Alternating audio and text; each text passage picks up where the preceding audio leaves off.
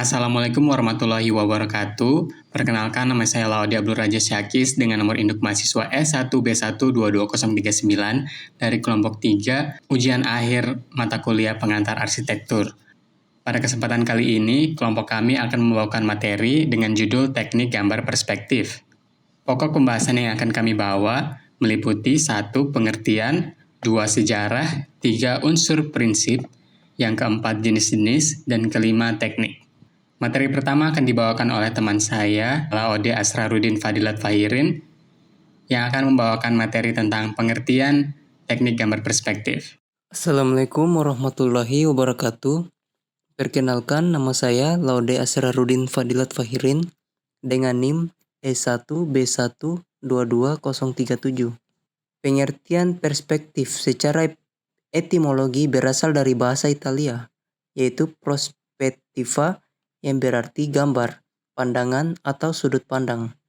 Perspektif adalah suatu teknik sistem matematika yang membentuk suatu proyeksi bidang 3 dimensi ke dalam bidang 2 dimensi, seperti kertas atau kanvas. Dengan demikian, dapat membentuk kemungkinan untuk menggambar sebuah objek atau benda dalam suatu ruang secara nyata di atas bidang datar, atau dapat membentuk suatu gambar geometri sehingga tampak digambarkan dari atas, bawah, samping, dan depan pada objek tersebut. Selanjutnya sejarah. Sejak para seniman mencoba untuk mengekspresikan bentuk 3-dimensional ke dalam bidang 2-dimensional dengan sadar ataupun tidak, mereka telah terlibat dengan semacam perspektif. Aliran realis pertama-tama diperkenalkan ke dalam gambar atau lukisan dengan penggunaan bayangan, pemendekan garis perspektif, dan pemancaran sinar. Sebagian telah diketahui sekitar abad 4 sebelum Masehi, dan fragmen-fragmen karya ini tidak turut musnah dengan kehancuran Pompei pada tahun 79 Masehi. Jadi, melihat sejarah bahwa teknik gambar perspektif bukanlah hal yang baru, melainkan sudah dikenal sejak lama oleh para seniman di masa lampau. Secara sadar atau tidak sadar, mereka terlibat dalam perkembangan teknik gambar perspektif. Dan yang selanjutnya, perkembangan perspektif sebagai ilmu pengetahuan dimulai pada zaman Renaissance. Paolo Usello 1397-1475 telah menghabiskan begitu banyak waktu untuk mempelajarinya. Paolo Usello adalah seorang pelukis Italia dan seorang ahli matematika yang terkenal karena seni rintisannya pada perspektif visual dalam seni. Giorgio Vasari dalam buku biografinya menulis bahwa Usello adalah seniman yang terobsesi oleh minatnya dalam perspektif dan akan tinggal sepanjang malam di ruang kerjanya untuk memahami titik hilang yang tepat. Bismillah, Assalamualaikum warahmatullahi wabarakatuh. Perkenalkan, nama saya Muammar Zahran dengan nomor induk mahasiswa E1B1222041. Kali ini saya akan melanjutkan materi yang baru saja dibacakan oleh anggota sebelumnya. Baik, Paolo Usello atau yang biasa dijuluki sebagai Bapak Perspektif menggunakan perspektif dalam rangka menciptakan rasa kedalaman dalam lukisannya dan bukan seperti pada zamannya, untuk menceritakan cerita yang berbeda atau berhasil. Pada gambar di sebelah kanan ini adalah salah satu karya dari Paolo Usello yang berjudul Miracle of the Secret House.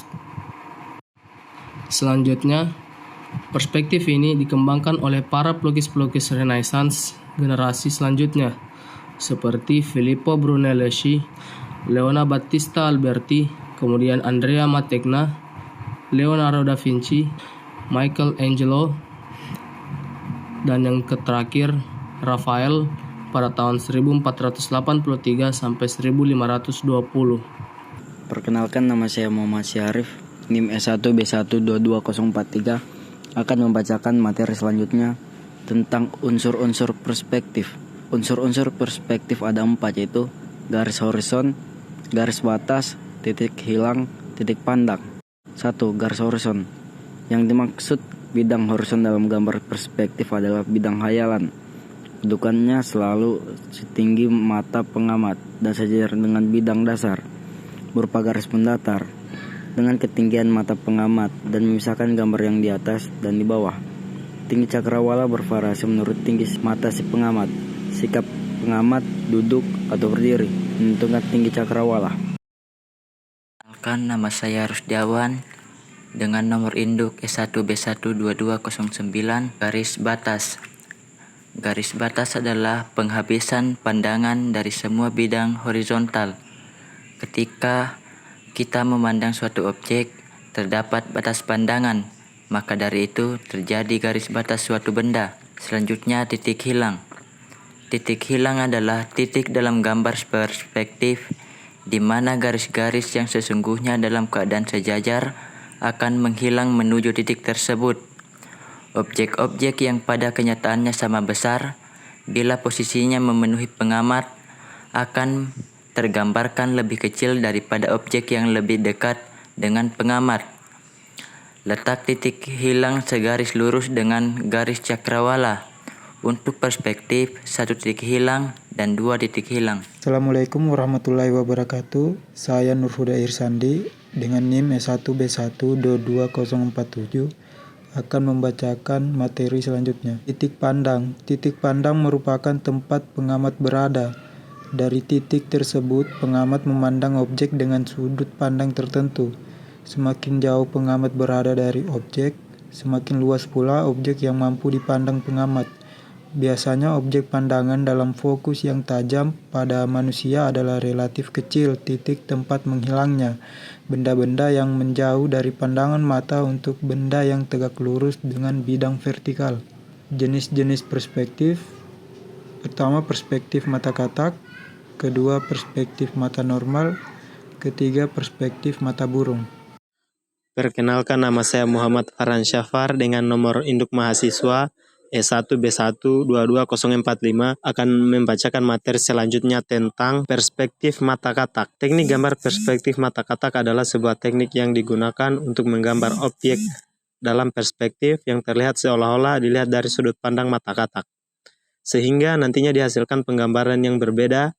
Suatu bagian, suatu objek akan kelihatan lebih besar dari bawahnya. Yang berikutnya yaitu perspektif mata normal. Perspektif datar atau yang biasa disebut perspektif mata normal adalah metode menggambar dengan melihat objek dari sudut pandang sejajar dengan mata kita, yang menghasilkan gambaran objek yang semakin mengecil dan penggunaan warna yang memudar ketika objeknya jauh.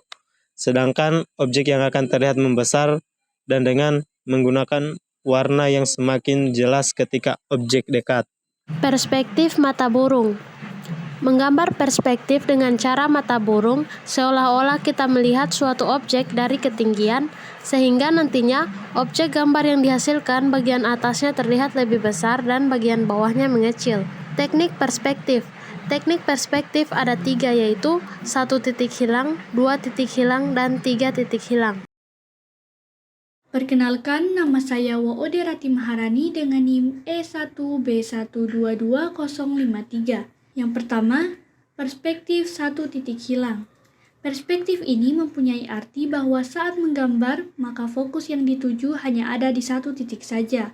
Cara pandangnya juga seperti sedang melihat ke atas karena garis pusat pandangannya berbentuk tegak lurus di salah satu permukaan. Kemudian, teknik perspektif selanjutnya adalah perspektif 2 titik hilang. Perspektif yang satu ini umumnya diterapkan saat ingin melakukan pergeseran terhadap kubus proyeksi. Dengan begitu, objek yang akan digambar juga seolah-olah akan menuju ke 2 titik yang sudah hilang pada sisi kiri dan sisi kanan. Hal tersebut terjadi karena sisi objek tersebut menjadi tidak sejajar.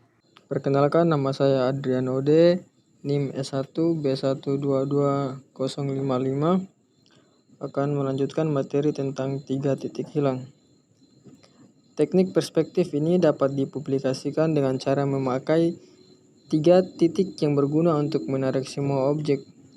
Umumnya teknik perspektif 3 titik hilang kerap kali digunakan saat seseorang ingin menggambar sesuatu bangunan, seperti 2 titik hilang lenyap, tetapi ditambah 1 titik lenyap di bawah horizon.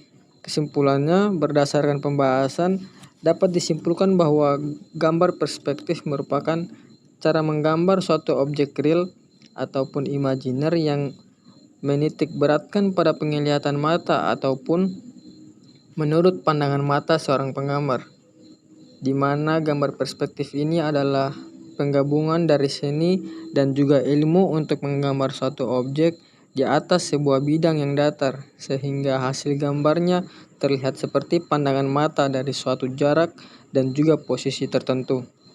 Sejarah perkembangan perspektif sebagai ilmu pengetahuan dimulai pada zaman Renaissance dan ditandai dengan lukisan-lukisan terkenal pada zaman tersebut yang telah menerapkan teknik gambar perspektif. Sekian pemaparan materi dari kelompok 3. Kurang lebihnya mohon maaf. Wassalamualaikum warahmatullahi wabarakatuh.